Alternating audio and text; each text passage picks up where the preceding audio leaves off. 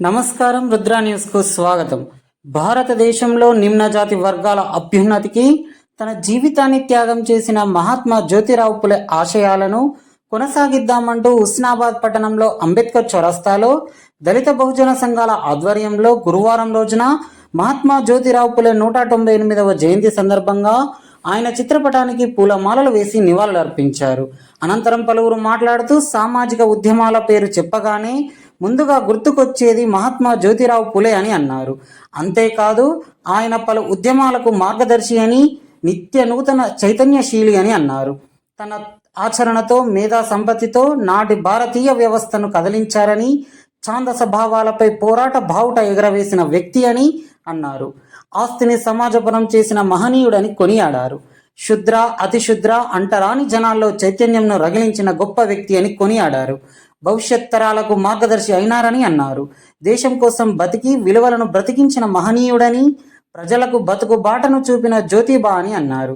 ఈ కార్యక్రమంలో JAC coordinator మేకల వీరన్న యాదవ్, దళిత బహుజన ప్రజా సంఘాల నాయకులు కేడం లింగమూర్తి, కాంగ్రెస్ నాయకులు బొలిశెట్టి శివయ్య, పచ్చిమట్ల రవీందర్ గౌడ్, జనజాగృతి కళా సమితి అధ్యక్షులు ముక్కెర సంపత్ కుమార్, కౌన్సిలర్లు బుకే సరోజన, వల్లభ్ రాజు, కాంగ్రెస్ పార్టీ మండల అధ్యక్షులు బంకచందు, ఇల్లందుల లక్ష్మణ్ గౌడ్, ఎగ్గోజు సుదర్శనాచారి, కిష్టస్వామి, కైలు నాయక్, వెన్నెరాజు, కొయ్యడ కుమరయ్య, పెరమల్ల నర్సాగౌడ్, మార్క అనిల్ గౌడ్, సావుల కోటేశ్వరరావు, ప్రభుత్వ పీఈటీ బూట్ల రాజమల్లయ్య, గంపల శ్రీనివాస్, దుబాల శ్రీనివాస్, హరిబాబు, బిక్య నాయక్, బొల్లి శ్రీనివాస్ తదితరులు పాల్గొన్నారు.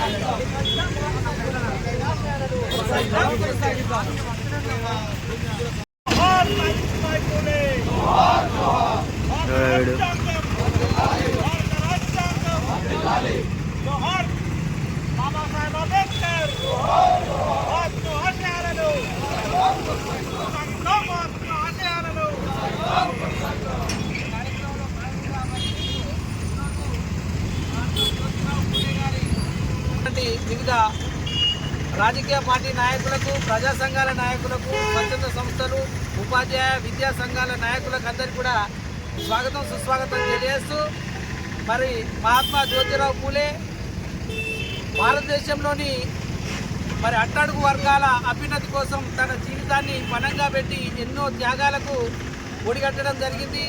బీసీ, ఎస్సీ, ఎస్టీ, మైనార్టీ వర్గాలలో విద్య అనేటువంటి దాన్ని అందించి చైతన్యం తీసుకురావాలనేటువంటి ఉద్దేశంతో తన జీవితాన్ని త్యాగం చేశాడు. ఈ అగ్రవర్ణ ఆధిపత్య భారతదేశంలో మరి బ్రాహ్మణీయ భావజాలంలో ఆయన ఎన్నో అవమానాలకు గురయ్యాడు.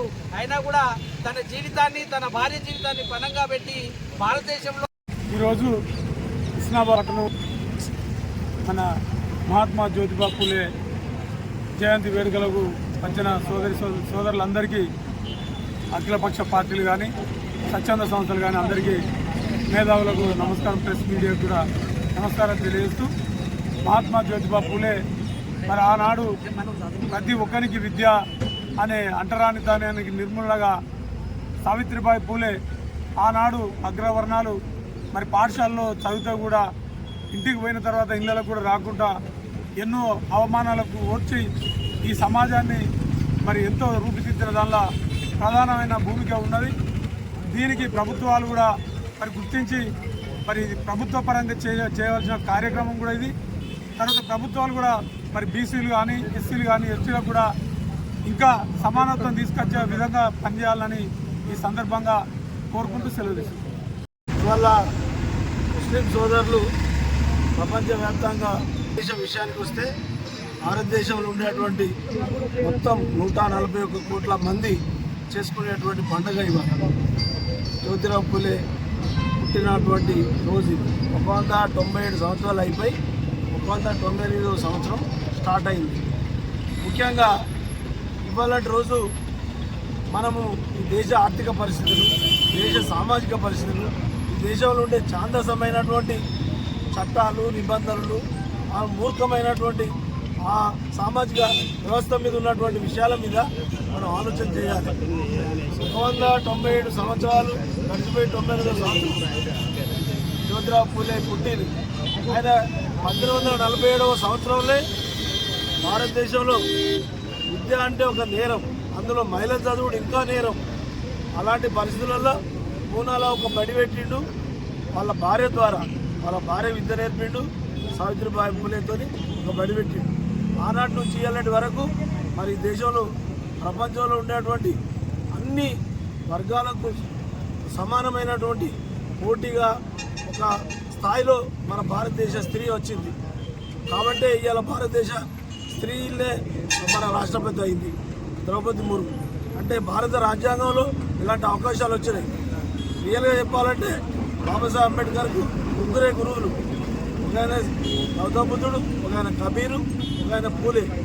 పూలే 1846-45 అంటర్ కమిషన్ ముందు ఈ దేశంలో ఉండేటువంటి మూఢ చట్టాలు, మూఢ విశ్వాసాలు ఇబ్బంది కలిగిస్తున్నటువంటి సమస్యల మీద ఆయన వాదించిండు. కాబట్టి భారత రాజ్యాంగ నిర్మాణంలో బాబాసాహెబ్ అంబేద్కర్ గారు 77-78 సంవత్సరాల క్రితం 2 సంవత్సరాల 11 నెలల 18 రోజులు మరి భారత రాజ్యాంగాన్ని 389 మంది నిర్మాణ సభలో మెంబర్ల వాళ్ళందరినీ ఒప్పించి 11 సార్లు మాట్లాడి 168 రోజులు దాన్ని డిబేట్ చేసి భారత రాజ్యాంగాన్ని ప్రపంచంలో ఏ దేశంలో లేనటువంటి రాజ్యాంగాన్ని తీసుకొచ్చాడు. కానీ ఇప్పుడు మన వీరన్ అన్నట్టు భారతదేశం ఇంత పెద్ద చరిత్ర కలిగిన ఇంతమంది పుణ్యాత్ములు సాధించిన ఏదైతే మన హక్కులు ఉన్నాయో, మన అవకాశాలు ఉన్నాయో అవన్నిటి మీద ఒక విష నాగు పడగల మనం ఉన్నాం. మోడీ మన దేశానికి ప్రధానమంత్రి అనుకుంటున్నాం, కానీ మోడీ కాదు. ఆయన నిచ్చెన మెట్ల కుల వ్యవస్థ మనువు సిద్ధాంతాన్ని నమ్మిన వాళ్ళ రిమోట్ కంట్రోల్లో ఆయన పనిచేస్తున్నాడు. 2 సార్లు వచ్చిండు, 10 సంవత్సరాలు గడిచింది. ఆయన బట్టలు వేసుకొని తిరుగుతాడు తప్ప ఒక ఫ్యాక్టరీ కట్టలేదు. సంవత్సరానికి ఒక 2 కోట్ల ఉద్యోగాలు ఇస్తామన్నాడు, 200 ఉద్యోగాలు ఇవ్వలేదు. 3వసారి వస్తే సోయి తెచ్చుకోవాలి, మనం ఆలోచించాలని ఈ సందర్భంగా మా అభిప్రాయం వ్యక్తం చేస్తున్నాం. ముఖ్యంగా రాహుల్ గాంధీ గారు మరి 1000 కిలో సమానంగా అందాలి అని కుల గణన అనేది ఒకటి తీసుకొచ్చిండు. కాబట్టి మనం దాన్ని సపోర్ట్ చేయాల్సినటువంటి అవసరం ఉంది, దాన్ని ముందుకు తీసుకోవాల్సినటువంటి అవసరం ఉంది. భారతీయుడిగా ప్రజాస్వామ్యాన్ని, భారత రాజ్యాంగాన్ని కాపాడుకుంటావా, నువ్వు గుడ్డిగా నమ్మి మన పాత రాజ్యాంగాలకు పోతామా, మరి మన మీదనే ఆధారపడి ఉన్నది అని మీ దృష్టికి ఈ విషయాలను తీసుకొస్తూ ముఖ్యంగా ప్రజా సంఘాలు